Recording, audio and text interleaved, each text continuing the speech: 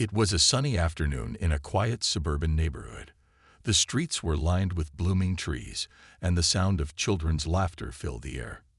8-year-old Jamal was playing with his friends near the sidewalk.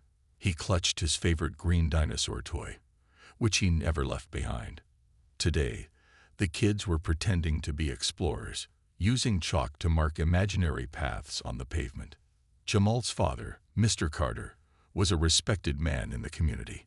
Although he kept a low profile, he owned the local police force. He had built his reputation as a fair and just leader, but few people in the town knew his true influence. For Jamal, he was just Dad, the man who made the best pancakes on Saturday mornings. As the kids laughed and continued their game, Officer Bradley drove through the neighborhood. He was known for being strict and often quick to judge. Bradley had been receiving complaints about rowdy kids and vandalism, and today he decided to investigate. His sharp eyes landed on Jamal and his friends. He immediately assumed the worst. Bradley parked his patrol car with a loud screech and stepped out. His tall figure and stern expression caused the kids to stop in their tracks. Jamal's friends quickly hid their chalk and backed away. "What's going on here?" Bradley's voice boomed, making Jamal flinch. "We're just playing, sir," Jamal said softly, holding his dinosaur close to his chest. Bradley's gaze dropped to the chalk markings on the ground. He frowned. "So, you think it's okay to destroy public property?" Jamal looked confused. "We didn't destroy anything. We're just drawing on the sidewalk. It washes off," he tried to explain. But Bradley wasn't listening. His tone grew harsher. "I've had enough of kids like you causing trouble. Step aside." Jamal's friends froze in fear, unsure of what to do. One of them whispered, "Let's go get help." They ran off toward Jamal's house, but Jamal stayed put, determined to stand his ground. "Sir, we're not doing anything wrong," Jamal said again, his voice shaking. Bradley, impatient and unwilling to hear Jamal out, reached for his pepper spray. The moment felt surreal. Jamal couldn't believe this was happening. He dropped his toy, his little hands trembling as Bradley's harsh gaze pinned him to the spot. Before Jamal could move, Bradley sprayed him. The boy screamed as the burning sensation hit his eyes. He stumbled to the ground, clutching his face and crying out in pain. The dinosaur toy lay forgotten on the pavement. Neighbors began peeking out of their windows, drawn by the commotion. Some grabbed their phones to record, while others rushed outside to help. One neighbor, an older woman named Mrs. Jenkins, hurried to Jamal's side. "What are you doing to this child?" she demanded, glaring at Bradley. "Step back, Mom," Bradley snapped. "This boy was vandalizing property. I'm doing my job." Mrs. Jenkins knelt beside Jamal, trying to soothe him. "He's just a kid. Look at him. Do you think this is how you should treat a child?" she said, her voice filled with anger. At that moment, the sound of footsteps grew louder. Jamal's father, Mr. Carter, arrived, alerted by one of Jamal's friends. His usually calm face was a mix of worry and quiet fury as he took in the scene. "Jamal," he called, rushing to his son's side. Bradley turned to see the man approaching, his authority clear in his stride. But the officer didn't yet realize who he was dealing with. The neighborhood grew still, waiting to see what would happen next. Mr. Carter knelt beside his son, his hands trembling as he examined Jamal's tear-streaked face. The boy's cries were muffled by his attempts to speak. "Dad, he sprayed me," Jamal stuttered, his voice filled with pain. Mr. Carter's heart broke at the sight of his son's distress. He gently wiped Jamal's face with his handkerchief, trying to ease the burning. "It's okay, son. I'm here," he said, his tone calm but firm. Turning his gaze to Officer Bradley, Mr. Carter's expression hardened. "What exactly do you think you're doing to my child?" His voice was low but carried the weight of his authority. Bradley, unaware of who Mr. Carter was, crossed his arms defensively. "This boy was vandalizing the sidewalk. I was just doing my job," he replied, his tone dismissive. Mrs. Jenkins, who had been standing nearby, couldn't hold back. Vandalizing. They were playing with chalk. It washes off with water, she exclaimed, glaring at the officer. Bradley waved her off. Ma'am, please stay out of this. I'm handling the situation, he said, his voice tinged with impatience. Mr. Carter stood up, his towering presence making Bradley falter for a moment. Handling the situation. You pepper-sprayed a child who was playing in his own neighborhood. Does that sound like handling the situation to you? He asked, his voice steady but filled with restrained anger. Bradley's confidence wavered. He wasn't used to being challenged like this. Sir, with all due respect, I had reasonable suspicion. Mr. Carter cut him off. Reasonable suspicion. Of what? Being a child. Playing outside. Drawing on the pavement. His voice grew louder, drawing more neighbors out of their homes. The crowd began to murmur, their discontent evident. Bradley glanced around nervously, realizing the situation was spiraling out of his control. Look, I was just following protocol. Protocol. Mr. Carter interrupted again, his voice rising. What protocol justifies harming an innocent child? Did you even take a moment to assess the situation, or did you assume the worst because of the color of his skin? Bradley opened his mouth to respond, but found himself at a loss for words. Just then, another police car pulled up, its siren briefly blaring before turning off. Officer Daniels, a senior officer, stepped out of the vehicle. He had been called by a concerned neighbor who witnessed the incident. Daniels was a seasoned professional who valued fairness and integrity. What's going on here? Daniels asked, surveying the tense scene. Mr. Carter stepped forward. Your officer here thought it was appropriate to pepper spray my son for playing with chalk. I suggest you take control of this situation before it gets worse, he said firmly. Daniel's eyes widened as he recognized Mr. Carter. He had met him during a community meeting about police reforms. Realizing the gravity of the situation, Daniels turned to Bradley. Is this true? He asked, his tone sharp. Bradley stammered. I thought the boy was vandalizing. Daniels raised his hand to stop him. You thought? Did you confirm? Did you even ask the boy what he was doing? The crowd's murmurs grew louder, their support for Mr. Carter and Jamal evident. Daniels sighed deeply, understanding that this incident could escalate further. Mr. Carter, I deeply apologize for this. We will address it immediately, he said, his tone sincere. Mr. Carter nodded but didn't back down. You'd better. This isn't just about my son. It's about every child in this community who deserves to feel safe. As Bradley stood awkwardly, realizing the magnitude of his mistake, Daniels instructed him to wait in the patrol car. The tension in the air began to ease, but the damage had been done. Mr. Carter turned back to Jamal, picking him up gently. Let's get you home, son, he said softly, his anger replaced by the need to comfort his child. As they walked away, the crowd began to clap, showing their support for Mr. Carter and his stand against injustice. Bradley, sitting in the car, stared at the ground, understanding too late the consequences of his actions. The day wasn't over yet, and Mr. Carter knew this was just the beginning of ensuring justice for his son. Jamal sat on the living room couch, his small hand holding a cold compress to his swollen cheek.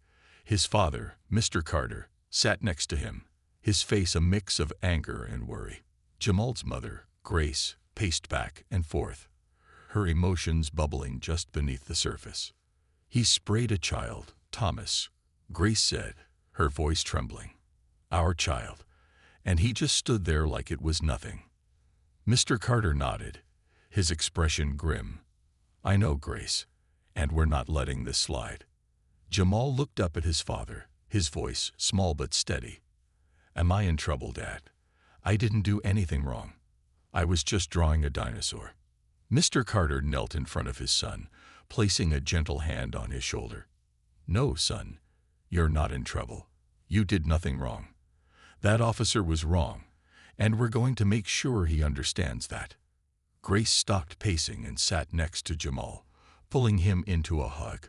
We're proud of you, baby. You didn't deserve any of this." The doorbell rang, breaking the tense moment. Mr. Carter stood up and walked to the door. When he opened it, he found Officer Daniels standing on the porch, his hat in hand. Behind him stood a few community members who had witnessed the incident earlier. "Mr. Carter," Daniels began, his tone serious but apologetic, "I wanted to check on your son and to let you know we're taking this matter very seriously." Mr. Carter stepped aside to let him in. Daniels entered, followed by the neighbors, who murmured their concern for Jamal. Grace stayed close to her son as Daniels approached. "Jamal," Daniels said softly, crouching to meet the boy's eyes, "I am so sorry for what happened to you today. It should never have happened."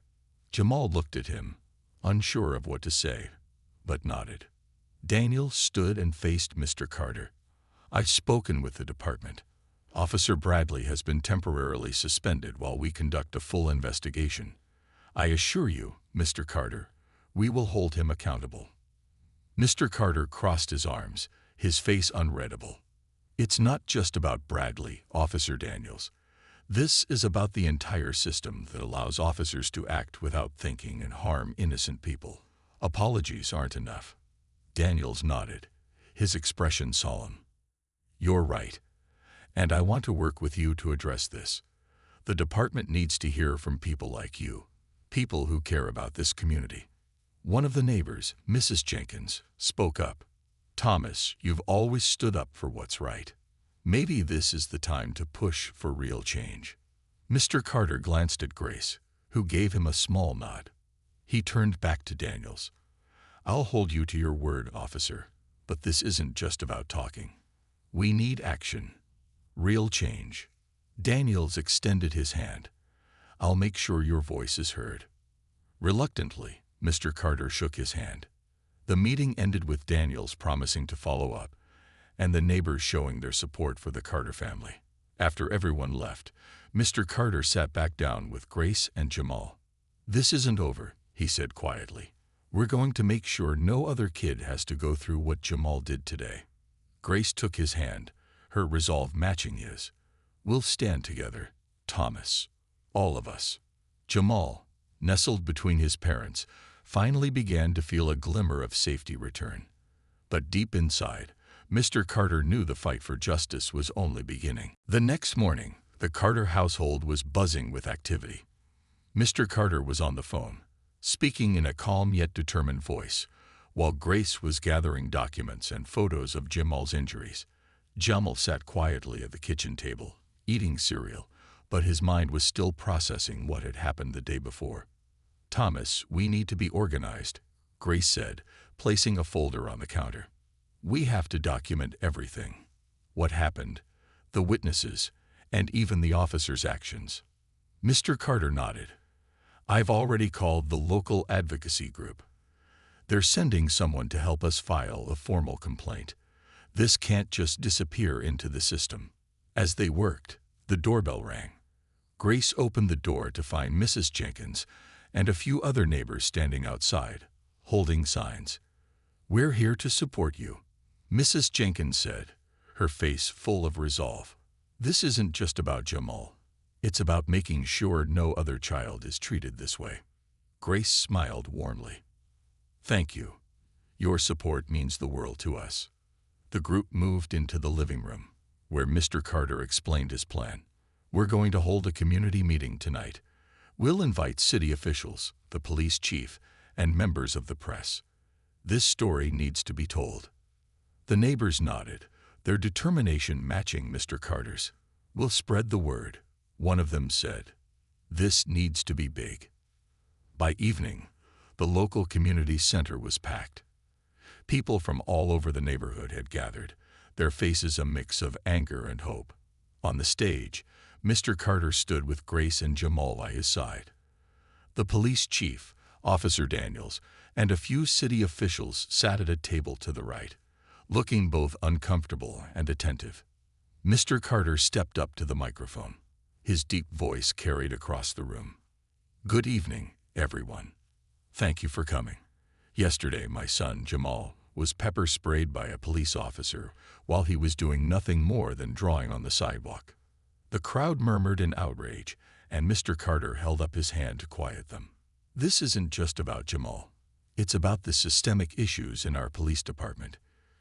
Too many children in our community are growing up in fear of the very people who are supposed to protect them. He gestured to Jamal, who looked small and shy next to his father. My son did nothing to deserve this, and I won't stop until we see real change. The room erupted into applause, but Mr. Carter wasn't finished. He turned to the police chief. Chief Williams, I hope you understand that words are not enough. We need policies, we need training, and we need accountability. The chief stood, his face serious. Mr. Carter, you're absolutely right.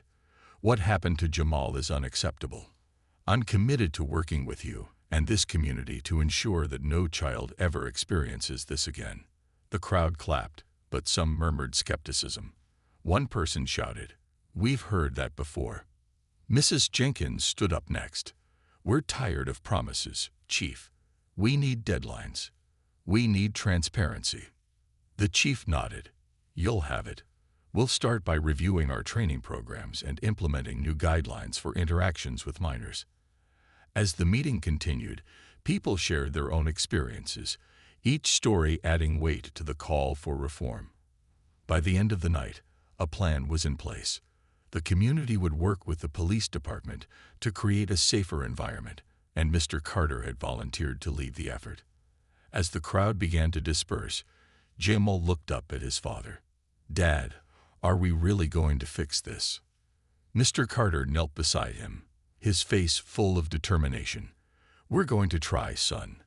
For you and for every kid like you." Jamal smiled, his faith in his father growing stronger. The fight for justice had begun, and the Carters weren't backing down. The days following the community meeting were filled with action. The neighborhood came together like never before, united by a shared purpose. Mr. Carter worked tirelessly, coordinating with local leaders and advocacy groups to make sure the momentum wasn't lost. Jamal watched his father with a newfound admiration, realizing how much strength it took to stand up for what was right. One afternoon, Jamal was helping his father sort through a stack of papers on the dining table. "Dad, do you think they'll really listen to us?" he asked, his voice uncertain. Mr. Carter looked at his son, his expression serious but kind. "Jamal, change doesn't happen overnight. But if enough people stand together and refuse to back down, they'll have no choice but to listen." Jamal nodded, encouraged by his father's resolve. He handed his dad a flyer for an upcoming rally. "What's this one about?" "It's a march to demand better police accountability," Mr. Carter explained.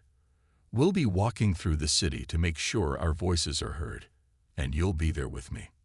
The day of the march arrived, and the streets were alive with energy.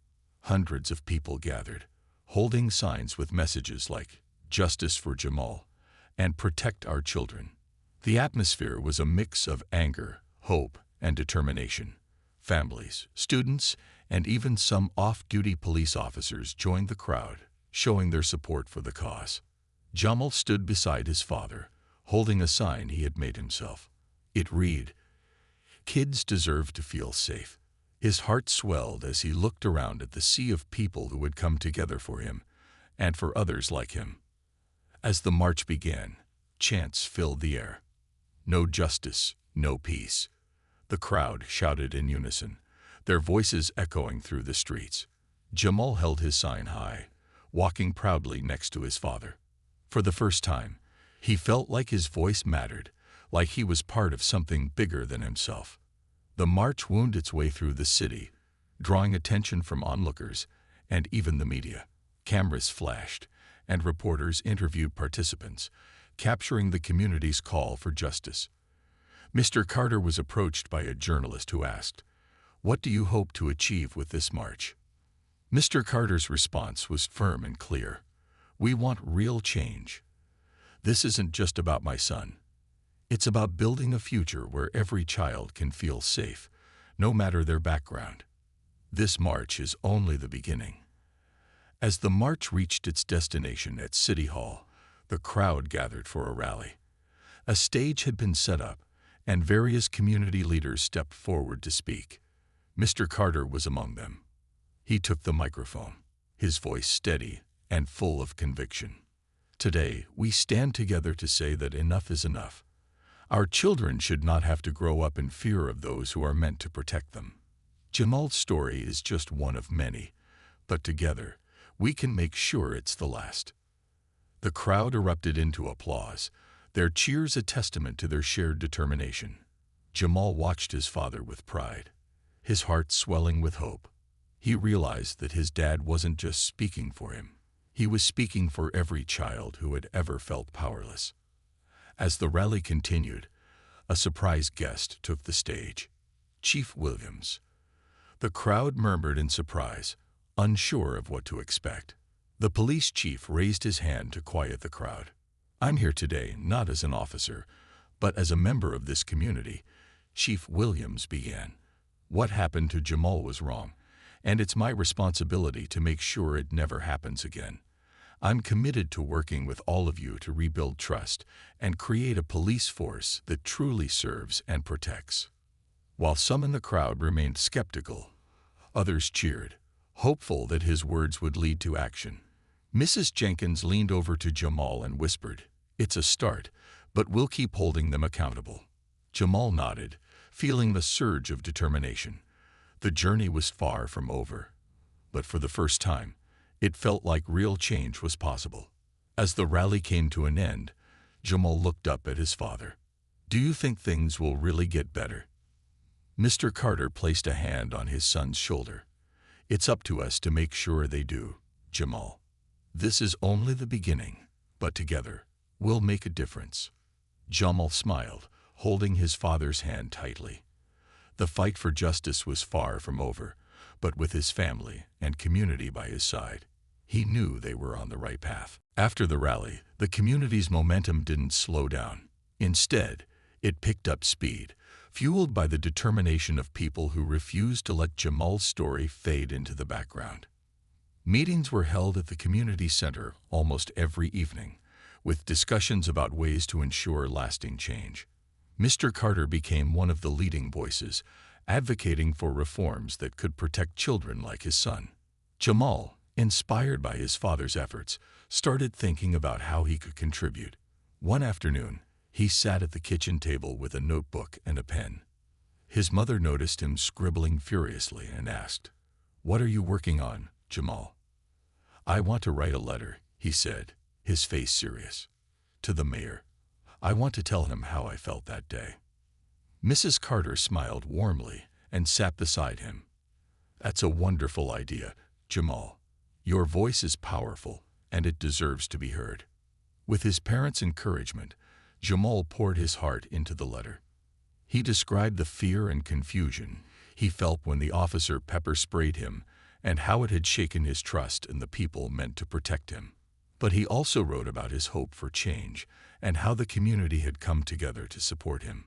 When the letter was finished, his father read it and nodded with pride. "This is excellent, Jamal. Let's make sure it gets to the right people." The letter was sent to the mayor's office, and within a week, Jamal received a reply. The mayor invited him and his family to City Hall for a meeting. Nervous but excited, Jamal dressed in his best clothes and accompanied his parents to the meeting. At City Hall, the mayor greeted them warmly. "Jamal, your letter moved me," he said. "It's not often we hear directly from young people about their experiences. I want you to know that your story has inspired me to take action." Jamal sat up a little straighter, feeling both proud and nervous. "Thank you, sir," he said quietly. The mayor outlined a plan to implement new training programs for police officers, focusing on de-escalation techniques and community engagement. He also proposed forming a community advisory board to provide oversight and ensure accountability. "We can't erase what happened," the mayor said, looking directly at Jamal, "but we can work to make sure it doesn't happen again." Back in their neighborhood, the Carter family shared the news with their community. While there was cautious optimism, there was also a shared understanding that words needed to be followed by action. The newly formed advisory board included members of the community, and Mr. Carter was one of the first to join. Jamal, too, found his own way to contribute. He started visiting local schools, sharing his story, and encouraging other kids to speak up if they ever felt mistreated. "We have to stand together," he told his peers. "If we don't speak up, nothing will change." The neighborhood began to heal, slowly but surely. The police force started making visible efforts to rebuild trust, holding open forums, and participating in community events. Chief Williams, true to his word, became an active participant, listening to concerns and implementing changes. One evening, as Jamal and his father walked home from one of the community meetings, Jamal looked up at the stars and asked, "Do you think we're really making a difference, Dad?" Mr. Carter smiled and placed a hand on his son's shoulder. "I know we are, Jamal. Change takes time, but every step we take brings us closer to a better future." Jamal nodded, feeling a sense of purpose he had never felt before. Together, with his family and community, he was helping to build a world where every child could feel safe and valued. And that, he realized, was worth every effort. The neighborhood buzzed with the energy of change. Over the weeks, new initiatives began to reshape the relationship between the police force and the community. Chief Williams spearheaded programs aimed at bridging the gap. Officers were now regularly seen participating in community activities, coaching youth sports, attending block parties, and even visiting schools to talk about safety and trust. Jamal watched all this with a mix of hope and skepticism. The memories of the pepper spray incident lingered, but the signs of progress gave him cautious optimism. One afternoon, as he and his friends played basketball at the park, a police officer approached them. The kids tensed up immediately, their laughter replaced by silence. "Hey guys," the officer said with a friendly wave. "Mind if I join?" It was Officer Daniels, one of the newer recruits. Jamal hesitated, glancing at his friends. Slowly, he nodded. "Sure, but no cheating," he joked, trying to break the tension. Daniels laughed and joined the game. To everyone's surprise, he was a terrible player. The kids couldn't stop laughing as he missed easy shots and fumbled the ball. By the end of the game, the fear they had felt earlier was replaced by laughter and a sense of camaraderie. Meanwhile, Mr. Carter was working tirelessly as part of the advisory board. Meetings with the mayor and police officials were frequent, and his input was highly respected.